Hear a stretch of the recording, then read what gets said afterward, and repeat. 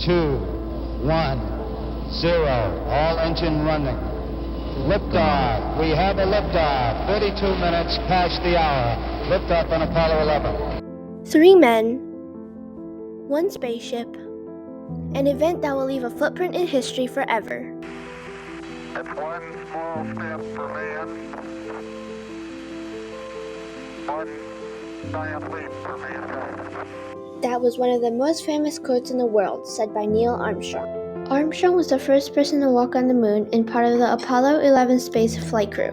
The crew consisted of Buzz Aldrin and Michael Collins.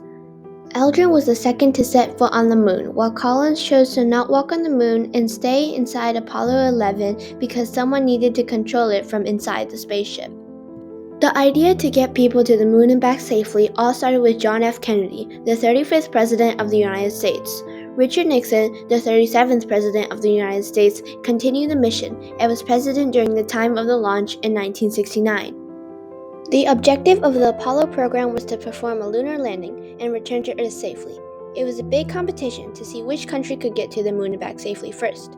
John F. Kennedy announced this idea in the midst of the Cold War, where the US and Soviet Union were enemies. I believe that this nation should commit itself to achieving the goal, before this decade is out, of landing a man on the moon and returning him safely to the Earth. It was an ideological battle between, the system of capitalism and free markets and democracy and all that.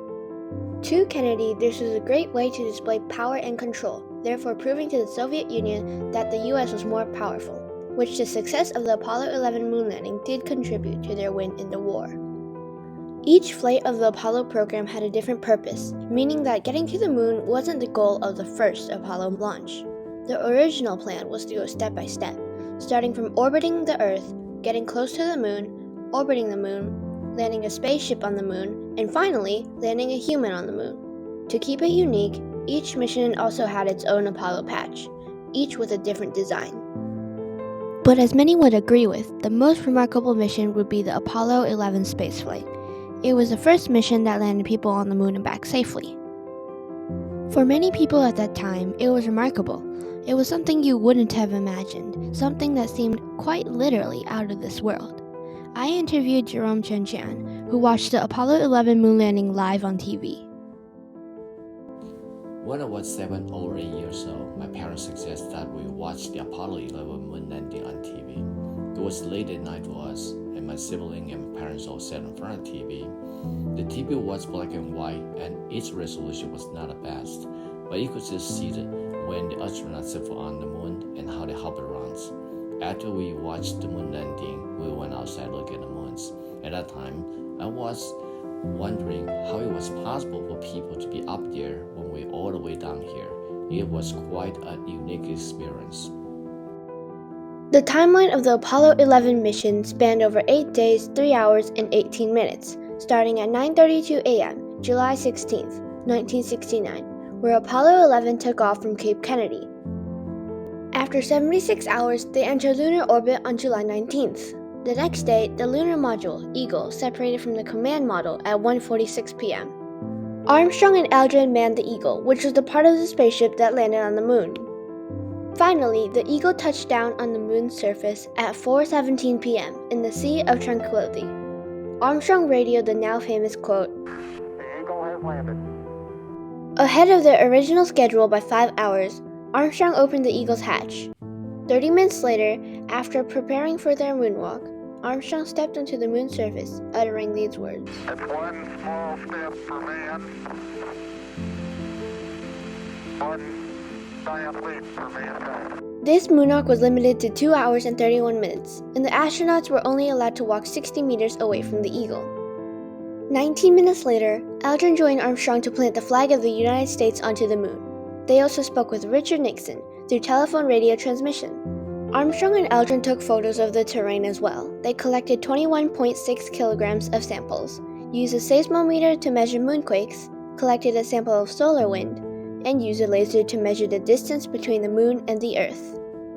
As they headed back to the Eagle, they left a plaque on the moon that said, quote, Here men from planet Earth first set foot on the moon, July 1969 AD. "A common peace for all mankind," end quote. They closed the hatch of the Eagle as they got inside at 1:11 a.m. In total, they spent 21 hours and 36 minutes on the moon's surface. 43 minutes later, they began their ascent down to the command module, where Collins was waiting. It took a couple hours to reach him, but they finally docked at 5:35 p.m. Apollo 11 started flying back, spending 2.5 days in lunar orbit, which they orbited the moon 31 times. At 12:50 p.m., July 24th, they crashed into the Pacific Ocean, southwest of Hawaii. Even though the scientists were pretty sure there was no life on the moon, the astronauts had to quarantine for 21 days. They quarantined in a mobile quarantine facility, the MQF, on the USS Hornet, and talked to Richard Nixon through the window of the MQF. Nixon welcomed the astronauts back to Earth by saying, quote, "This is the greatest week in the history of the world since creation," end quote. The whole nation congratulated them, and there were many articles written about the success of the landing as well. Although the US won the space race, the Soviet Union congratulated the US on their great achievement.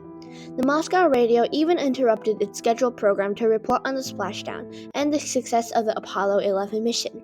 They said, quote, "The courageous astronauts are again on our planet. We congratulate you on your return to Earth, courageous astronauts. Man's first flight to the moon has been completed. The glorious dreams of visionaries and scientists have come true." 10,000 people met the USS Hornet when it docked in Pearl Harbor. The crew's wives were among the 6,000 people who were at the Ellington Air Force Base in Houston, where the transport plane that carried the MQF landed. All three of the crew's wives said that they were extremely proud of them. Jan Armstrong was still in utter shock and could not believe that her husband had just gone to the moon and back and be the first person to ever step on the moon.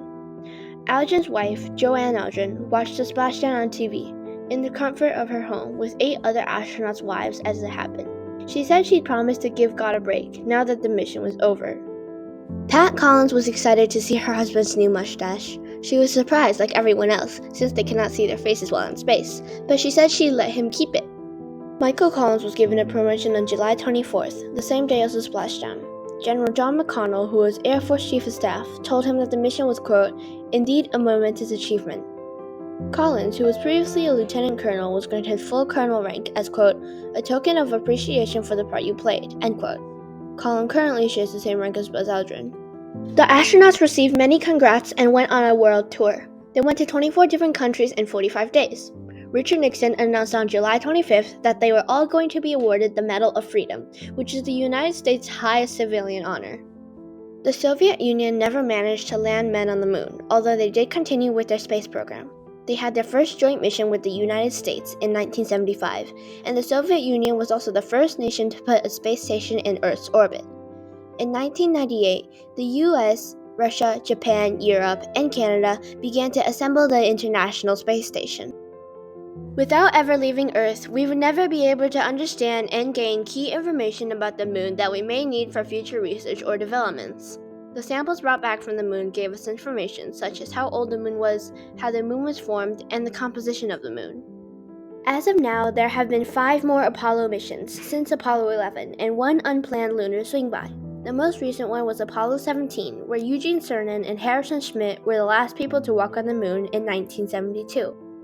The impacts of the Apollo 11 mission did not only impact the general public, but gave schools more ways to educate kids on space, astronomy, and Apollo 11, which inspired many young people to learn more about space technology or engineering. This mission also led to the growth of the Apollo program, and more women began participating in science, physics, technology, or becoming an astronaut herself. The Apollo program provided techniques and new knowledge for studying Earth, the Sun, other planets, and finding life somewhere out there in the universe. Going to the moon gave people hope that we could travel to other planets, since we've already made a huge accomplishment by traveling to the moon. Currently, we have been researching ways to go to Mars, and much of the information gathered during the Apollo program has made it easier to design and build rovers, and has helped us understand Mars better. Apollo 11 created a major turning point and clear path for the future of space exploration and the exploration of the lunar surface. It inspired and opened up lots of opportunities for scientists, engineers, astronauts, and the future generations to come to develop and improve technology that will lead astronauts to explore greater parts of space. It's one small step for man, one giant leap for mankind.